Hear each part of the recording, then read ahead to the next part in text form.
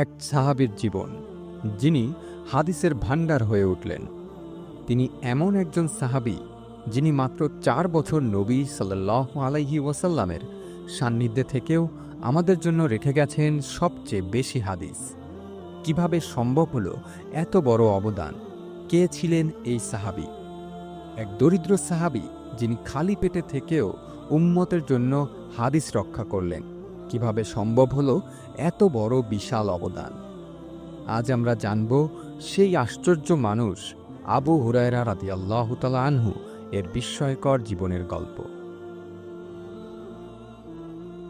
আবু হুরায়রা রাদিয়াল্লাহু তাআলা আনহু এর প্রকৃত নাম ছিল আব্দুর রহমান ইবনু সাখর আদ-দাউসি।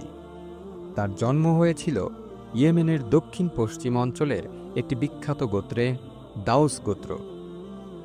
যদিও তার জীবনের শুরু ছিল এক সাধারণ আরব পরিবারের মধ্যে, কিন্তু ভবিষ্যৎ তাকেই বানিয়ে তোলে ইতিহাসের অন্যতম শ্রেষ্ঠ জ্ঞানবাহক হিসেবে। তার ডাকনাম ছিল আবু হুরায়রা, যার অর্থ বিড়ালের পিতা। ছোটবেলা থেকেই তিনি প্রাণীদের, বিশেষ করে বিড়ালের প্রতি খুব স্নেহশীল ছিলেন। অনেক সময় দেখা যেত তিনি নিজের হাতের ভিতর ছোট একটি বিড়াল পুষে রেখেছেন বা কাঁধে নিয়ে ঘুরে বেড়াচ্ছেন।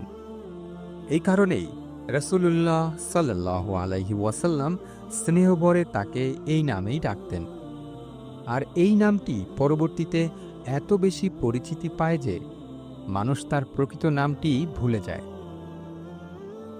আবু হুরায়রা রাদিয়াল্লাহু তাআলা আনহু তখন ইয়েমেনেই ছিলেন।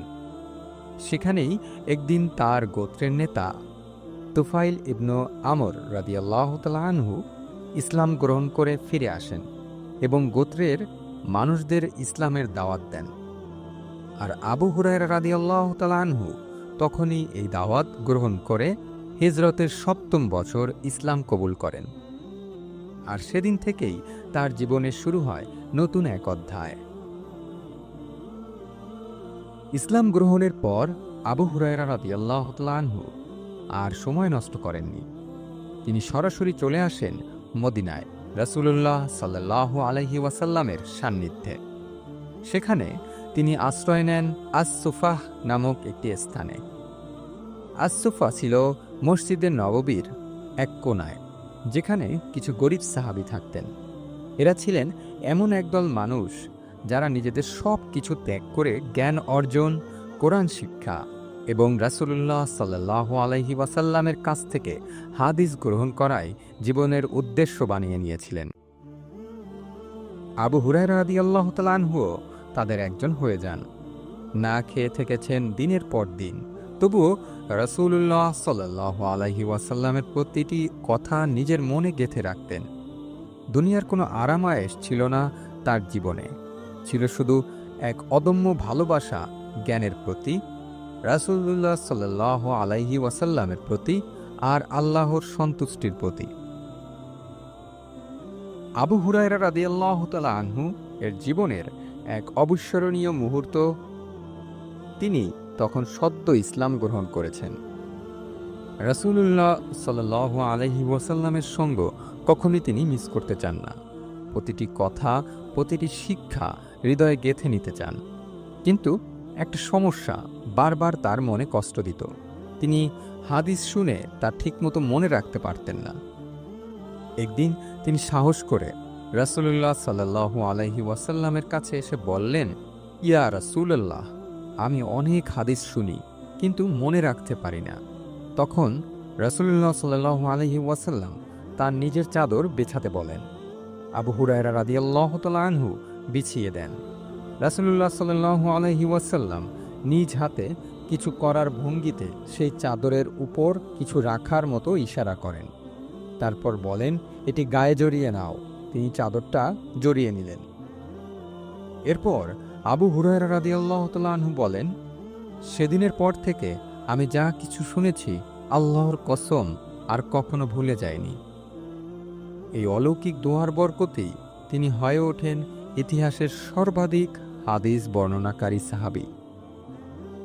তিনি বর্ণনা করেছেন ৫,৩৭৪টি সহিহ হাদিস, যা সকল সাহাবীর মধ্যে সর্বোচ্চ।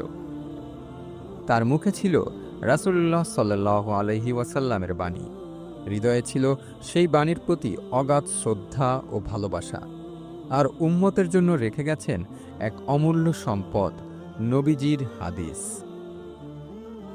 তার জীবন ছিল খুব দরিদ্র। বহুদিন তিনি খেতে পারতেন না।